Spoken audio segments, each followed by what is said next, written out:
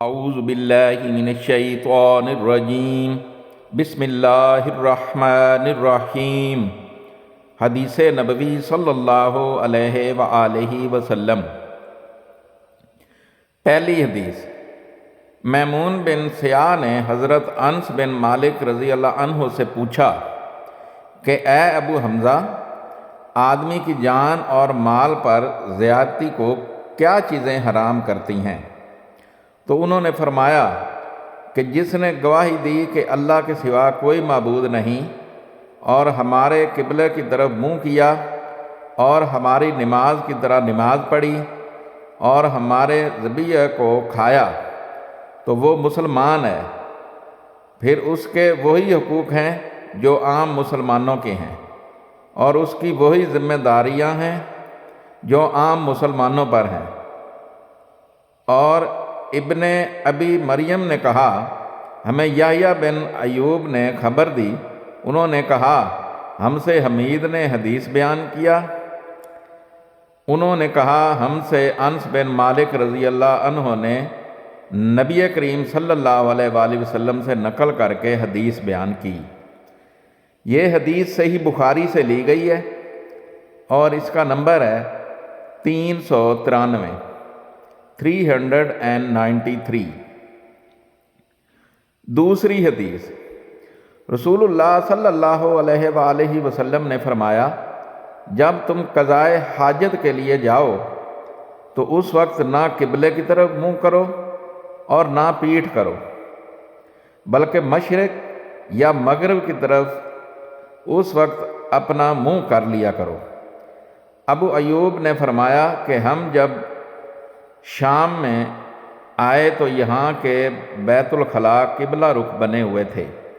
جب ہم قضائے حاجت کے لیے جاتے تو ہم مڑ جاتے اور اللہ عز و جل سے استغفار کرتے تھے۔ اور زہری نے عطا سے اس حدیث کو اس طرح روایت کیا۔ اس میں یوں ہے کہ عطا نے کہا، میں نے ابو ایوب سے سنا، انہوں نے اسی طرح حضرت صلی اللہ علیہ وآلہ وسلم سے سنا۔ یہ حدیث بھی صحیح بخاری سے لی گئی ہے اور اس کا نمبر ہے 394 394۔ تیسری حدیث، رسول اللہ صلی اللہ علیہ وآلہ وسلم سے ایک ایسے شخص کے بارے میں پوچھا جس نے بیت اللہ کا طواف عمرے کے لیے کیا لیکن صفا اور مروہ کی سعی نہیں کی، کیا ایسا شخص بیت اللہ کے طواف کے بعد اپنی بیوی سے صحبت کر سکتا ہے؟ میں نے جواب دیا کہ نبی کریم صلی اللہ علیہ وآلہ وسلم تشریف لائے، آپ نے 7 مرتبہ بیت اللہ کا طواف کیا اور مقام ابراہیم کے پاس 2 رکعت نماز پڑھی، پھر صفا اور مروہ کی سعی کی، اور تمہارے لیے نبی کریم صلی اللہ علیہ وآلہ وسلم کی زندگی بہترین نمونہ ہے۔ الاحزاب آیت نمبر 21۔ یہ حدیث بھی صحیح بخاری سے لی گئی ہے اور اس کا نمبر ہے 395 395۔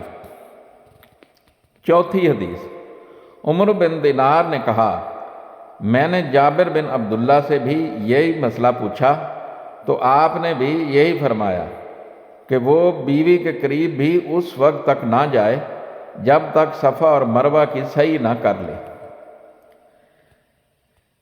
یہ حدیث بھی صحیح بخاری سے لی گئی ہے اور اس کا نمبر ہے 396 396۔